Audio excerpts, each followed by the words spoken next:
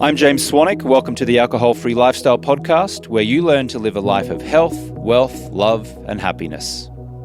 Hi, this is Sarah Connelly for the Alcohol Free Lifestyle Podcast. And in this episode, I'm going to share, I think, probably the most rewarding part of becoming alcohol free in relation to parenting. I, as many people I know, used alcohol quite significantly in the early days, particularly when the kids were younger, to limit my overwhelm. I think that's the best way to put it. I'm now 50 years old and I have two boys aged 15 and 12. And I quit alcohol at the age of 46. So I've had a pretty good amount of time to be able to discover what impact my drinking had on my relationship with my children. But most importantly, to focus on the really positive benefits that I've experienced and that my children have experienced after I removed alcohol from my life. I think that in retrospect, the decision to remove alcohol was driven quite a lot by my relationship with my children, because I realized that I was just repeating patterns from my own childhood. And so once I realized that, and I realized that my children weren't getting the best of me, I decided to remove alcohol, a host of reasons, but for children was a really big one.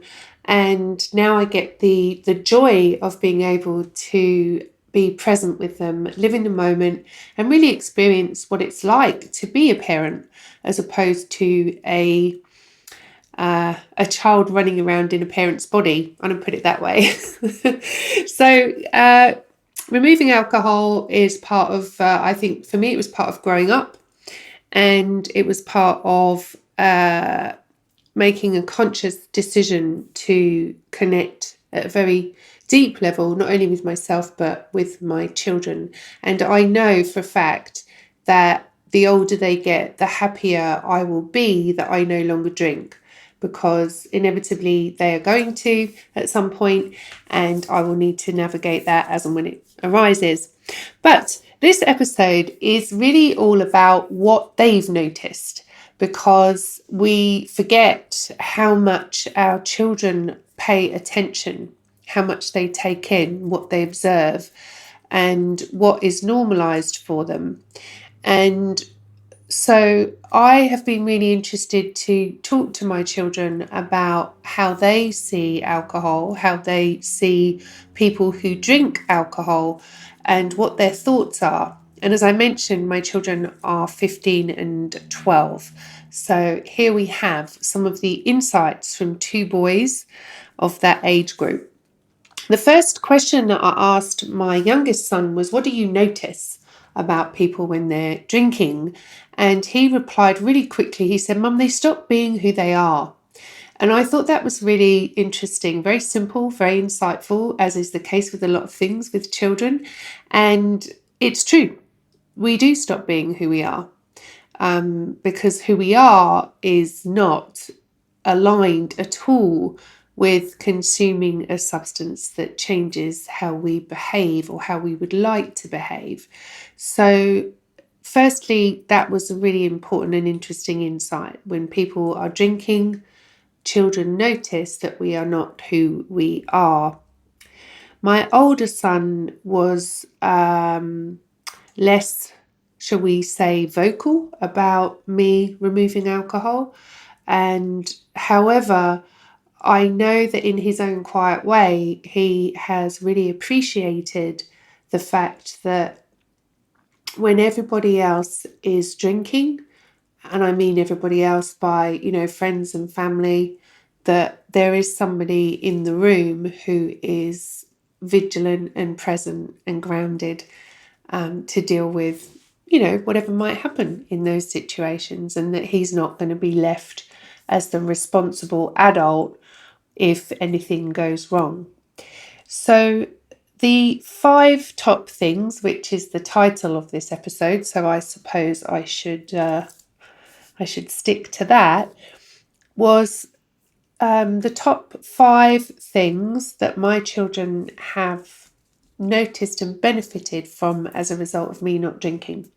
The first one my sons both said was, "You are much better at taking care of us." And I really love that, because I love the idea of taking care of them. That's really a big part of my purpose. A big part of why I'm here is to provide safety and comfort and security for these little humans that are going to go out into the world and eventually and do their own thing. But for now, my job is to take care of them. So I was really, really pleased that that was on their list. The second thing they talked about was, you are a lot more organised. I think that comes down to the fact that when I was drinking, and particularly on a Monday morning, it was chaos. There were missing shorts and shirts and lunch boxes, and it was just a complete mess, really, in terms of there was no planning. It was all last minute. Even things that we would do as a family were kind of spontaneous or cancelled as a result of the frame of mind that I would have been in. Whereas now I'm a lot more structured. We have every term the boys get a favourite day, and it's called the favourite day. And once every term they get to take a day off, and they can pick whatever they want to do with that day. Inevitably, it involves roller coasters or surfing, but it's a day that I get to spend with them, just me and one of my sons, and we go do something that they want to do together. And that's something I never did when I was drinking, and that's something that is very organised. I'm hoping that the principal isn't listening to this episode. The third thing is happier and a lot less angry. So I don't know about you, but when I was drinking, I was a lot more irritable in general about everything, just because I didn't feel good. So I was sort of walking around with this cloud over my head of irritability and frustration, and it really had nothing to do with what was going on in reality, and everything to do with what was going on in my mind. It had to do with being critical. I was being critical of myself. I was in a cycle of beating myself up. I was annoyed at myself, and instead of dealing with that and facing up to that and really getting real about why I was feeling that way, I would expel that energy out onto my family in the form of irritation, frustration. I had a really short fuse, and my kids have really noticed that that is no longer the case, and obviously find that a lot nicer to be around. So happier and less angry. The next one that they talked about was, you are a lot more helpful. And I think that probably comes down to, again, the fact that I'm not short fused. So I have time and space to really listen when they need to talk to me. I'm not feeling anxious or stressed out at all very often, really, now. So I can be truly present, I can listen, and I can provide guidance that is useful, not done in a rush or with a sense of incongruency, because particularly with certain things that they might need help with, it was really hard, because they would want to do something that they knew was bad for them, and they would come to me. Let's say, it was like gaming or eating a particular type of food, and I would say to them, well, how are you going to feel after you do that thing or after you eat that thing, whatever. But inside I'd be like, I was incongruent. So they now feel that my advice, my support is genuine and therefore a lot more helpful. They're a lot more likely, frankly, to listen to me now than they ever were when I was drinking. And lastly, which I think kind of dovetails into the last one, was they say that I am a lot less preoccupied.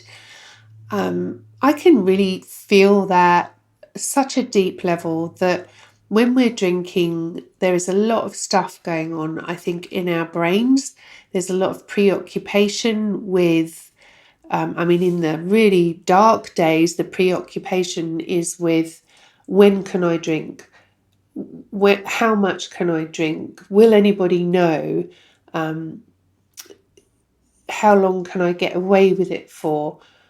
Is this occasion going to be a drinking occasion? Or, all these things that I would think about in relation to my habit. It kind of becomes an obsession for a while there, when you are so dependent on it that you really don't think you can go to a kid's party without having 2 glasses of wine. So less preoccupied and more present, I think, is the subtext to that. The fact that I am available, I am present in my mind, so I'm not kind of shooing them away. And my preoccupation is much more to do with their well-being than my own desire to escape discomfort. So that's my top 5 from my beautiful children. I would like to finish this episode by sharing that whilst all of these benefits for our kids are tangible and real and really very, very important, the thing also to really bear in mind is it shouldn't be the only reason. There are so many reasons why people choose to quit alcohol, and their children is a big one and a very valid one and very important one. However, I would also add that the most powerful choice or catalyst for that decision is the choice to put yourself at the very forefront of your consideration. That if you really want to be a great parent, if you really want to fulfill your potential in that role, then first and foremost, you need to take care of yourself psychologically, physically, mentally, and most importantly, in my opinion, spiritually, so that everything that so you then have the energy and the focus and the right intention to be able to then truly be present and guide your children in a way that will sustain them through their own unique journey that they are going to go through when it comes to substances. So thank you so much for listening. And I think that's all from me for this episode. I look forward to connecting with you soon. Thank you so much for listening. For more content like this, you can check out our YouTube channel at alcoholfreelifestyle.com/YouTube. You can follow me and send me a direct message on Instagram and TikTok at James Swanwick. And you can see the results of our scientific study at alcoholfreelifestyle.com/study. If you'd like to apply to become a Stop Drinking client, you can visit alcoholfreelifestyle.com/project90. I wrote a book called The 30-Day No Alcohol Challenge, which you can find on Amazon. And you can always email me directly at james@alcoholfreelifestyle.com. If you're a regular listener of the show, would you please do me a big favor and give the show a rating and a review? It helps us get more listeners, and you'll be potentially helping someone else out there who's struggling with alcohol to find us, to listen to us and get support. Thanks so much for listening. We'll catch you on the next one.